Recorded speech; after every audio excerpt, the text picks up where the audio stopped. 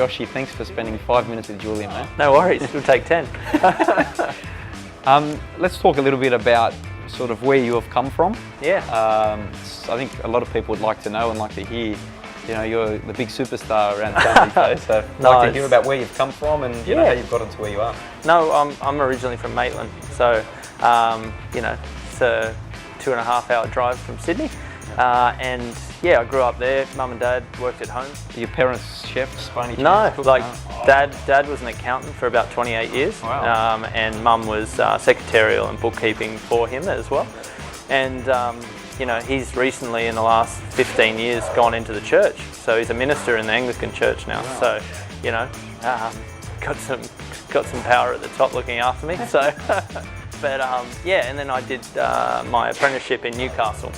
So I started cooking just after my 16th birthday. I started professionally cooking in a restaurant in Newcastle called the Brewery Restaurant. And then I came to Sydney, and I moved to Sydney after my first year of my apprenticeship, and I ended up working with Luke Mangan at Glass. Talk to me a little bit about supply of fresh produce. Just want to talk about a little bit about how you deal direct and how we tie in with your relationship. In terms of the way we work with you and other suppliers is I rarely kind of select, like I rarely ask like what I want, you know, a box of peppers or I want a box of this. I just put it in your hands and say, mate, just whatever's going to be good. I don't mind. And you know, the enjoyment. You know what you're doing. Yeah, the enjoyment I get is when I get a photo of you guys and go, hey, look at the mushrooms that we just got. And then it's like, great, we'll take them all and we'll cook them. Like, and that's the wonderful part about my job. So just touching on Fish Butchery St. Peter's, how does that help in your restaurant having the fish butchery? The fish retail business really hasn't been touched yet.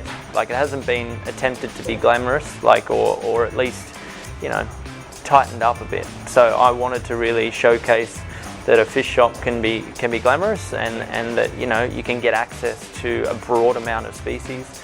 And really it became a prep kitchen for St. Peter. Back on produce, fresh produce. So how quickly do you turn your menus around, you know? Like you've got artichokes that have come in for the first time just recently. Yeah. How quick is it for you to put something on? Yeah, I mean, we try and purchase, like obviously we could store fresh produce and build a menu over the course of a week, but I don't know, it's a little bit boring doing it that way. I kind of like that idea of you saying, well, this is great today, and so I'll take, you know, an amount of that, and then tomorrow you might be like, okay, my lemons are on, or stinging nettles are here, and I just, you know, beautiful for Joel's this morning, by the way. Oh, really? Yeah. Good. So stuff like that, it's like, that's when my brain starts ticking over, and you know, it'll take a couple of coffees down the back and, you know, a bit of me time writing in my book, which I still like to use a pen and a piece of paper and write down things, because it's not so much, yes, as much as vegetables play a significant role in what we do, the fish, we have to consider the flavour of what that is first, and then once we understand what that is, then we start building vegetables in. And outside of life behind the stove, what ticks the boxes, mate? What do you do? Are you a fisherman? Are you a soccer player?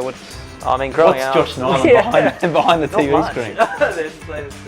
there's the dad that tries to do everything at home. And if I had more time and something that I hope to attain is, like, you know, a round of golf. Love playing golf and, you know, seeing friends more frequently, so that, you know, because you learn so much from other people's professions as well. Yeah. We're trying to build the roster, like we have built a roster the last 12 months where the guys are 4 days on, 3 days off. Yeah, that's amazing. And then every cycle they get a full week off.